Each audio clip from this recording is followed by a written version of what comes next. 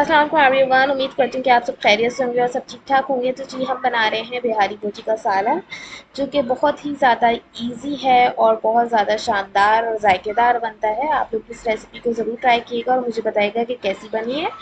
इसके लिए कुछ इंग्रेडिएंट्स की ज़रूरत है, जो कि कुछ यूँ है, नमक है और ये मिर्च है, तकरीबन 2 टेबल स्पून के करीब है, क्योंकि हमारा गोश्त जो है वो 1.5 kg है। और लहसुन अदरक है, पपीता है और तली हुई प्याज है।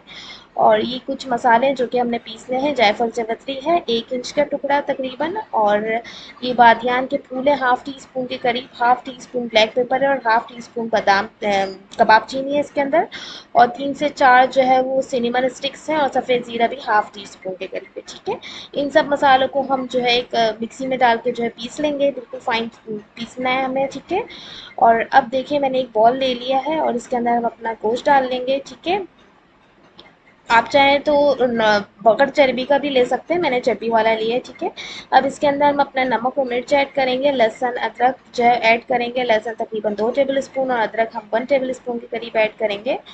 ठीक है, और इसके अंदर हम पपीता का पेस्ट ऐड करेंगे, और अब तली हुई प्याज ऐड करेंगे। तली प्याज भी तकरीबन 2 टेबल स्पून है और पपीता जो है वो 3 से 4 टेबल स्पून के करीब था।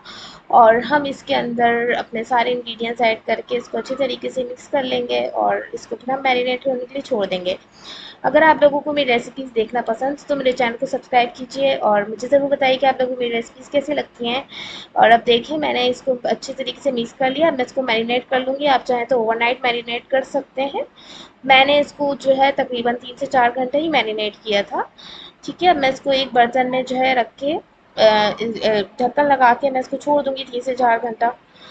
अब जो है हम क्या करेंगे, अब हम अपना ऑयल गरम कर लेंगे। ऑयल जो है मैंने सरसों का लिया है, आप चाहें तो कोई सा भी ले सकते हैं। इसके अंदर हम अपनी बीफ मैरिनेटेड पोटियाँ डालेंगे और इसको अच्छे तरीके से भून लेंगे। इतना भूनना है हमें कि इसका जो है ऑयल थोड़ा सा रिलीज़ हो जाए, और उसके बाद हम इसको ढक के छोड़ देंगे तकरीबन 1 घंटे के करीब, ताकि हमारा जो है गोश्त गल जाए। अब देखिए हमारे गोश्त ने अच्छा खासा पानी रिलीज़ किया है।